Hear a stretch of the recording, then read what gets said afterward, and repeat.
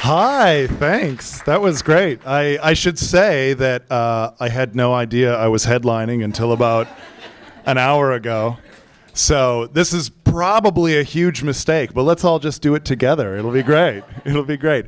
So the story that I'm going to tell happened just a couple of months ago. So it hasn't had time to like change and grow and become bigger than what it was. This is really what just happened. So I was going out on tour with my wife. We were going out to the Pacific Northwest, out to Vancouver and Victoria and down to Portland. If you've never been, it's gorgeous. Check it out when you get a chance. So we had to go to the airport. First, we got to leave to the airport. And the thing about getting cabs in Atlanta is that cabs suck and they're totally unreliable. And, you know, it'll cost you $35 to get to the airport. And if you want to spend like $50, you can get a car service like a boss and just, you know, so that's what we did. I was like, you know what? We're going to splash out. We're going to get a car service, okay? It's going to be the best. So I find a really like nice looking car service. I'm like, I got this, you know. I call them up and I have to leave a message. And then they call me back 10 minutes later. We got a car for you tomorrow morning. So I'm like, great, feeling good. The guy comes to pick us up the next morning. Really nice car, very courteous, professional driver. I'm like feeling really good about it. We get into the car, we go to the airport, drops us off. We go through security, we get our tickets, all that kind of stuff. We're waiting by the gate. And then my wife is like, oh shit, I don't have my phone. And I was like, well, you had it in the car. And she's like, oh, fuck, I left my phone in the car. And, you know, to be honest, I felt kind of good about that because that's normally the kind of thing I would do.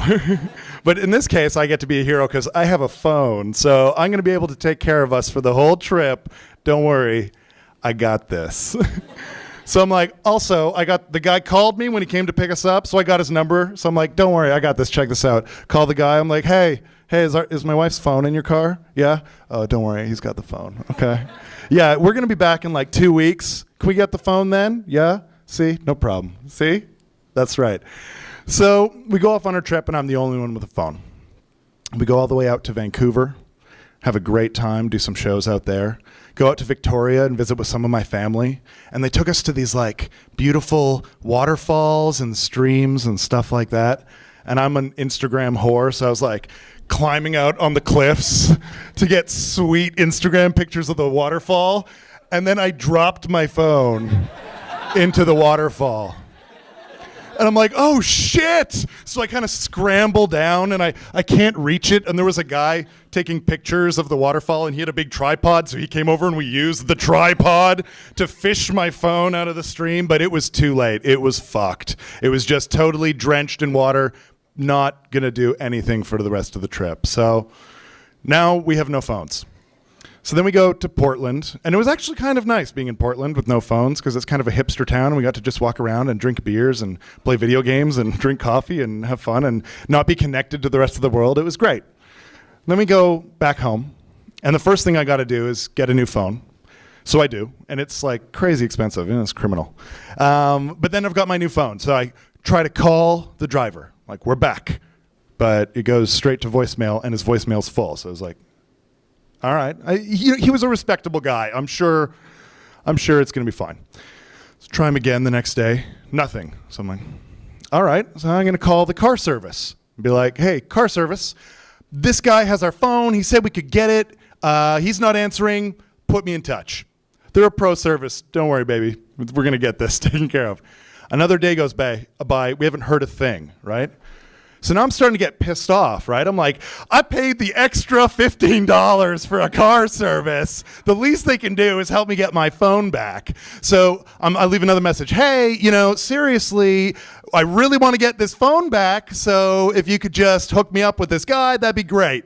Still nothing. So now I'm getting super pissed. So I start leaving messages on their line thinking that they might call me back if I just go, I need a car to the airport immediately. Call me now. Call me now. I leave like 3 of those. Nothing. And I'm just getting so pissed. I'm like, these goddamn, like all they care about is making money. They probably sold the phone. Like, and then the next day I get a call and I don't recognize the number. So I answer it.